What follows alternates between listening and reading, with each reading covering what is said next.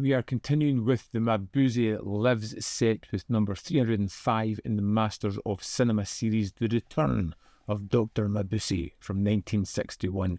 It's great to see Gert Frobe back again as an inspector, but playing a different named character, but it feels like a continuation of that character from The Thousand Eyes of Dr. Mabuse.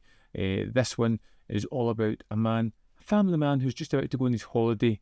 Everything's set up when he gets called into a murder to investigate. And this slowly leads him down the path of all kinds of espionage, of murder, and subterfuge. Then we see the inspector as he slowly starts to investigate and draws more and more characters into it. There's a female reporter comes into it. There's an FBI agent that comes into the story. There is a head of a prison that comes into it with some criminals. This is one of those movies that starts small and just expands, bringing in loads of characters. Ich werde diese Stadt mit meinen Leuten in Angst und Schrecken versetzen. Also Abteilung D verstärken und kampfbereit machen. Generalangriff in der Nacht zum Freitag, den 13. And it creates this really strong mystery as you start to realise that certain characters aren't who they proclaim to be, as their machinations change throughout the film, as we always see our inspector thinking, watching, looking to see what exactly is going on, when all of a sudden he gets his tingling spider sense that maybe, just maybe, Dr. Mabuse may be alive and may be the puppet master behind everything that is going on here. Solche Versager können wir uns nicht leisten. Sie sind ein Stümper, Böhmler. Wissen Sie überhaupt, ob Nix Capio die richtige Botschaft aus Chicago überbracht hat? I really enjoyed this story because of the way they kept unwrapping, showing us new layers, showing us new avenues of subterfuge, of large-scale weapons that were going to destroy places, a ticking time bomb of a date of Friday the 13th, where everything was going to be a culmination of plans for Mabuse. The fact that you never see this character and that he is the grand man behind everything is a wonderful conceit, and it's something that I've always enjoyed, where you have these art criminals.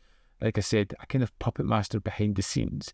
You don't need to see him, but you know he's almost everywhere in this film. Sie, dass ich überall bin und dass man meinem Willen gehorcht? Passen Sie auf. Sandro, zeig es ihnen. Los!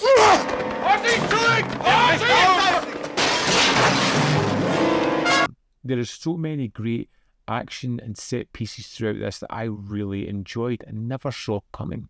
There is one early on where a woman is walking down the street and you know something's going to happen, but the way in which it does and the way it just comes out of nowhere and is really surprising was fun, different and engaging. And it's one of those movies where lots of people are murdered, there are lots of twists and turns, there's a wonderful car chase, everything just builds exponentially into a wonderful big scale climax. Sie reagieren nicht. Ich habe nur einen Gebieter, Dr. Mabuse. That's the best thing I can say about the return of Dr. Mabuse. The way it starts small with just a single murder and just evolves into something that's far grander. Now, I really like Gert Frobe in this one. I am hoping that he's going to continue in these series of films, but I've got a feeling he may not. He's such a great character actor. He has this tenacity within him. I love the fact that it opens with him spending time with his family before it moves into more serious matters. The way he portrays this character is always thinking, who is a match for Mabuse. Although he is constantly chasing him, you feel like there is a real capability of our inspector to catch this ghost of a character. And I think it comes across terrifically well in the performance. Mabuse, ein Phantom kann ich nicht fassen. Wenn dieses Phantom lebt? Ich weiß nicht, ob Mabuse lebt, ich weiß nur, dass wirkt. Well, and I think for the 85-minute runtime, it packs a hell of a lot in there. It's a great introduction to, or a reintroduction to these characters as we move on to the rest of the films, and I cannot wait to continue on in this set. As this is the first film on this disc, let's dive into the disc and have a look at the extras. Here we are in disc 2 of the Mabuse set, where we have the return of Dr. Mabuse and the invisible Dr. Mabuse. We have the first film, The Return, with an introduction by Tim Lucas, without the introduction, with the English language dub, and a commentary by David Callett. Next, in the invisible Dr. Mabuse, we have an introduction by Tim Lucas again, without the introduction, with the English language dub, and a commentary by David Callett. Next, we have the introduction of The Return of Dr. Mabuse by Tim Lucas, which is 8 minutes 55 seconds.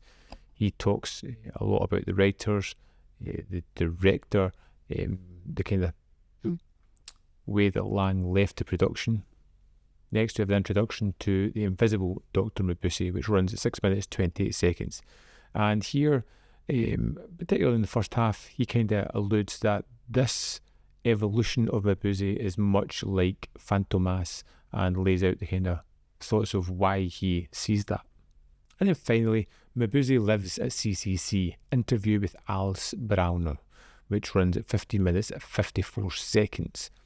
And she is the current managing director of CCC Film and the daughter of the founder, Arthur Browner, and her thoughts on these films, the legacy, and her father's legacy. There is also some trailers here as well. That's the extra for disc 2 of this set. There we have it. The Return of Dr. Mabuse from 1961 was a great start to this set. I really enjoyed it, and I am looking forward to going into more of these. Have you picked this set up? Is it something you're going to get? Have you watched the movies? What is your favourite? Let me know in the comment box below. As always, there is more content up here.